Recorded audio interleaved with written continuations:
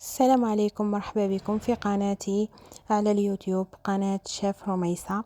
اليوم راح نشارك معاكم وصفة بزاف بنينة لازم تجربوها. شيش طاووق على طريقة المطاعم، رافقتهم بحميص وفريت وسلطة. بزاف بنين وبريزونطابل، تقدروا تحضروه لضيافكم ولا كعشاء او غداء. اولا جبت السكالوب تاعي، نتوما ديروا على حساب افراد العائله. انا درت صدر دجاج كامل، قطعته بهذا الشكل الى مربعات يكونوا متوسطين ويكونوا شويه كبار. بعد ما قطعته كامل نروح ديريكتومون نوجد التتبيله، واللي هي بنت تتبيله تقدري توجديها.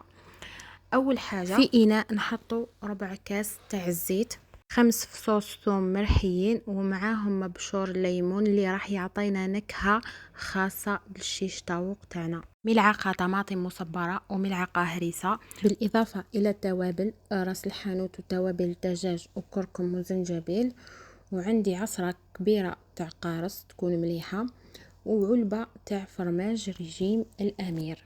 بلا ما ننساو الملح، ونخلطو مليح، وملعقه العسل اللي راح تخلي الشيش طاووق تاعنا يجي معسل. الله الله، كيما راكم تلاحظوا خلطت مليح التتبيله تاعي، ضفت فيها الدجاج اللي كنت قطعته ونغطيه ونحطه في الثلاجه. تقدروا تخليوه هيبات احسن، واذا ما كانش عندكم الوقت كيما انا درته مده ساعه كامله.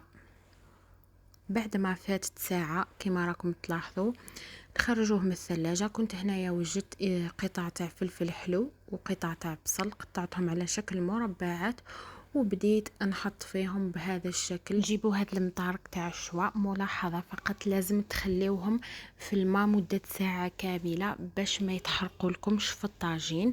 بعدها مباشره نخرجوه من الماء ونبداو نحطو فيهم بهذه الطريقه. وملاحظه كي تحبوا تنظفوهم وتغسلوهم ما تخليوهمش في الماء، لازم تشيحوهم مليح باه تقدروا تحتفظوا بهم وتخبيوهم، لانه لو كان تخبيوهم في الماء ولا تخليوهم في الماء هذاك راح يصوفوا وراح يفسدوا لكم ويتشكل عليهم بكتيريا.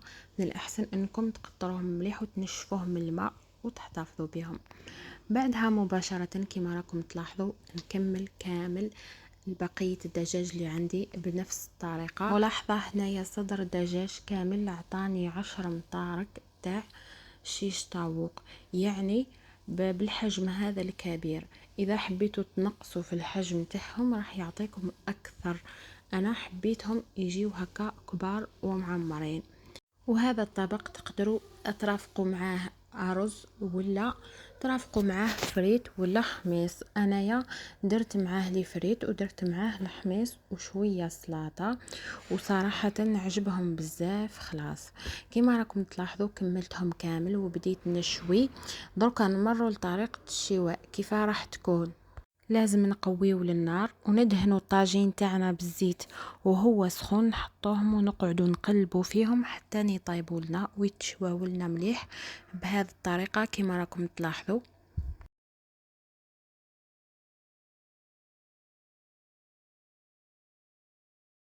حتى وين تتاكدوا باللي الدجاج تاعكم راهو طاب وراهو تشوى مليح، تنحيوهم وتحطوهم على طبق التقديم.